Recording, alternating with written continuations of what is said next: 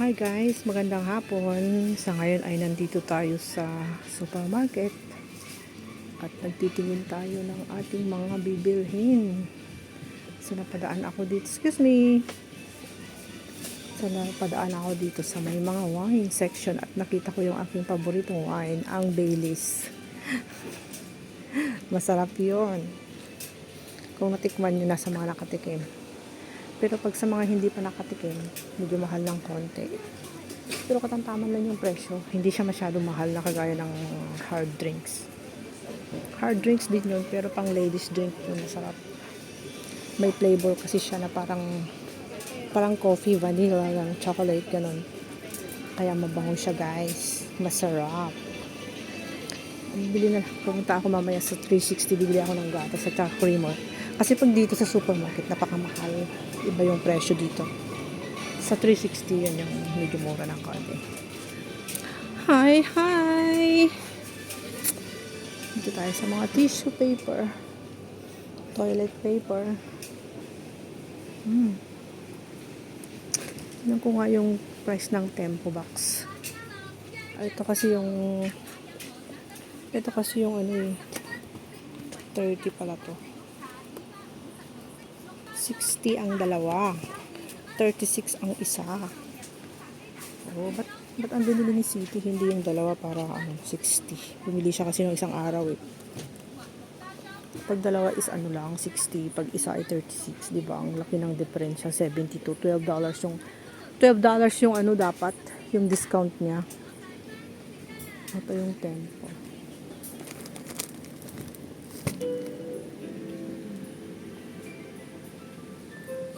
Vinda. Deluxe. Dito yung Andrex. Yung Andrex kasi yung ginagamit ni Bossy. Ayun. Tignan ko magkano yung price ng Andrex nila ngayon. Andrex, nasaan ka? Ito. $100 and for 3 packs. Wow. Kasi yung ginagamit eh. Maganda kasi ito guys. Ano siya, hindi dumidikit sa skin.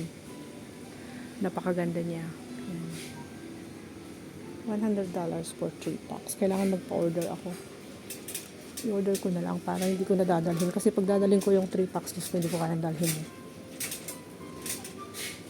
Tsingtao. Nandito tayo sa mga beka. Coca-Cola. Coca-Cola is it. Teka. Ito yung mga biscuits.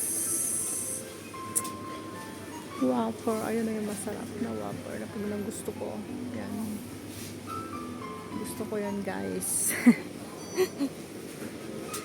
Gusto ko yan. Tsaka yung ito.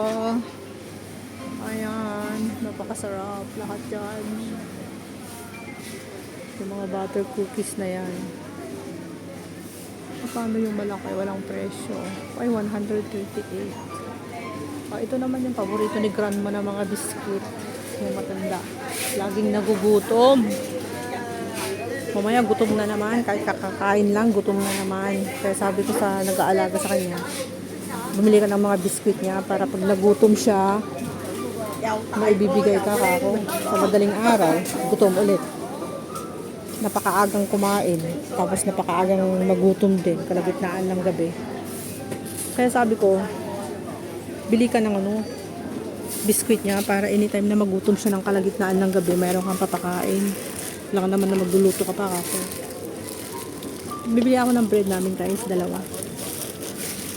Kasi pag isa lang, napakabilis maubos. So, ano ba to?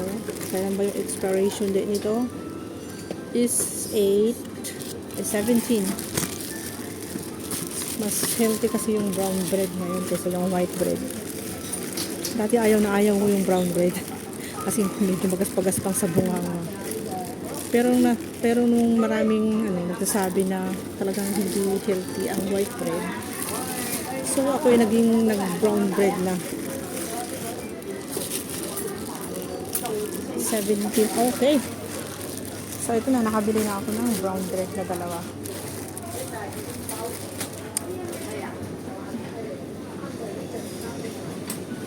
ito na yung kanilang mga melon. Wow.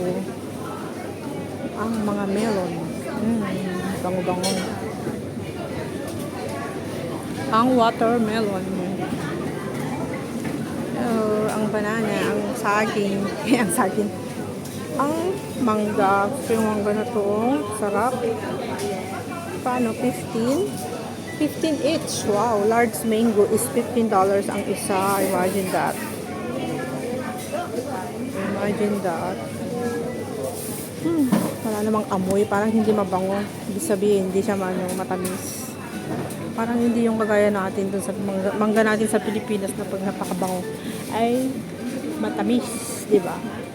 Pineapple nila, fresh na fresh. Oh. Kanilang pomelo. Pomelo, ay Thailand pala yan. From Thailand yung pomelo nila, guys.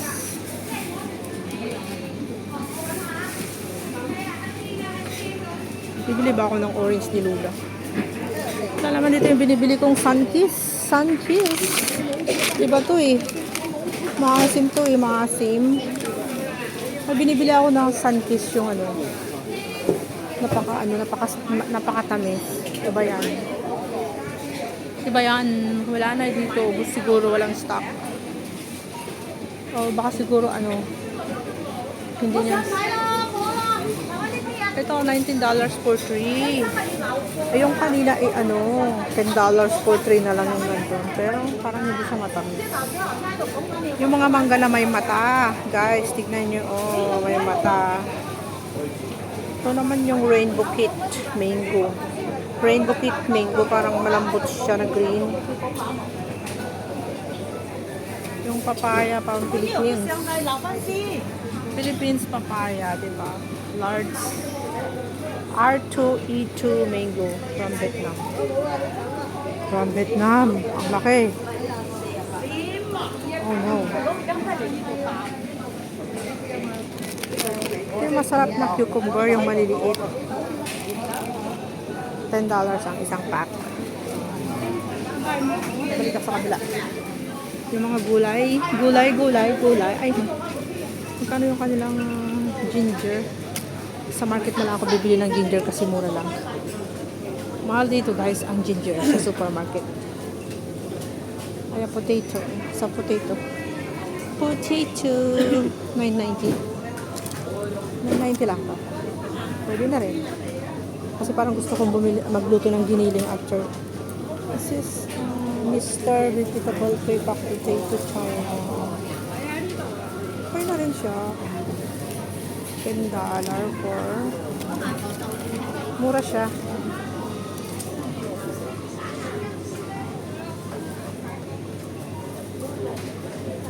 Purple onion and kalabasa. Mas maganda yung kalabasa sa supermarket kaysa dito. Parang walang karga.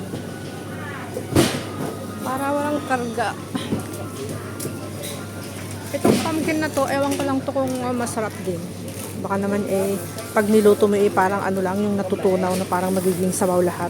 Hindi siya malagkit na pumpkin. Ayaw ko yung pumpkin na ganun pag nagluluto ka. Kasi may mga pumpkin iba-ibang klase dito guys. Hindi kagaya dyan sa Pilipinas na yung mga kalabasa natin dyan ay ginagataan, niluluto, dinengdeng, ganun, pinakbet. Pero dito kasi yung mga pumpkin may mamahaba. Yung mahahaba na yung orange ang kulay, niluluto lang nila na para sa soup. Means to say, pag kumulo na yung tubig, tapos nadudurog din yun, hindi siya buo. Hindi pwedeng pang pinakbit yun. Kasi talagang nadudurog siya.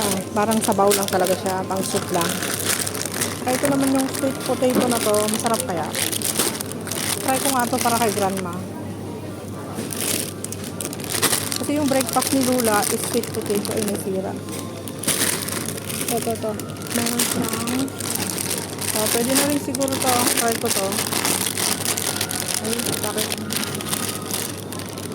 Sweet potato. Kasi mas maganda yung medyo maliliit. Mas mabilis maluto kaysa yung masyadong malalaki. Ang hirap lutuin guys. Promise. Ayan yung sweet potato. Sweet potato. Ito, maliliit. Okay lang to. Ayan, ito na nga. Bili ako ng isa. malaki lang konti. Ito naman, mas okay siya. Okay. So, nakabili na ako ng sweet potato. Ang kulay ay orange ba? So, orange ang kulay niya, guys. Totoo kaya yan? Orange. Saka gusto ko na rin bumili dito ng patatas. Ay, hindi. Yung maliliit na patatas. Masyado malalaki yan. Yung sa market kasi may maliliit.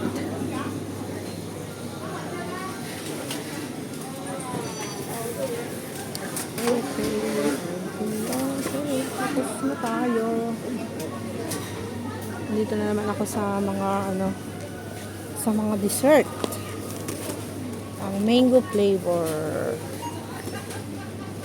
Dessert. Masarap to pag malamig. Pagkatapos kumain ng umaga, tanghali, gabi. Especially pag lunch.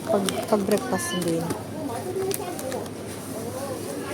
Tsaka ngayon pag mainit ang panahon, pwede merienda.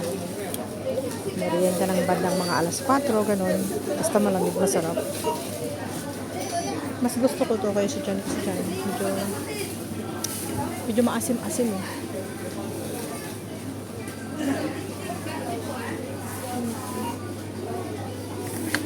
$20 na ito. Pero hindi siya Pringles, ibang brand. Mahal na, no? Ay, tignan ko kung makano yung presyo ng Pringles ngayon. Dito. Magkano kaya ang presyo ng Pringles ngayon panahon? Kasi dati dati is $9 lang. Dumating ako dito sa Hong Kong. Parang 7, ganun. 7, 8. Walang $10 nun eh. Ayun. See, sabi ko sa inyo, mahal na. 23 na ang isa.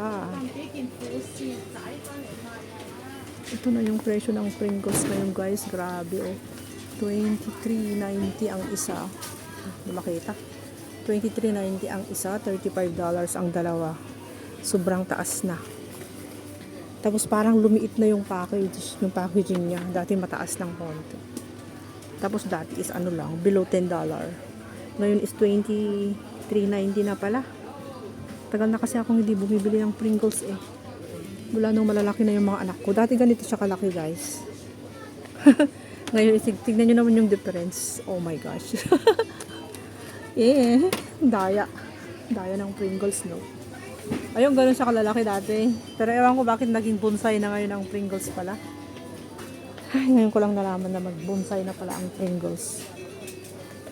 Nung maliliit pa yung mga anak ko, bumibili ako ng Pringles, pinapadala ko sa Pilipinas. Ganun kalalaki sa taas. Tapos ngayon, naging bonsai ang liit na, oh. Ay, nako. Lumalaki talaga, tumataas. Yung nagiging mahal, tapos lumiliit. Ganun. Pag nagmamahal siya, lumiliit din. Bakit?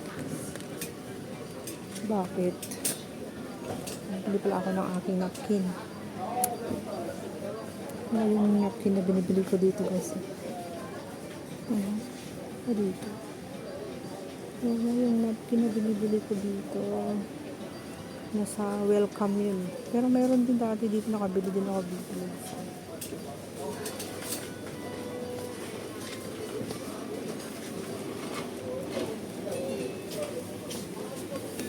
Toothpaste. Wala silang sale na toothpaste dito.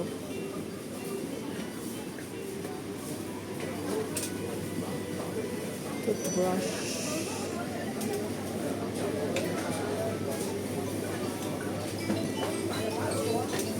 Strip sale.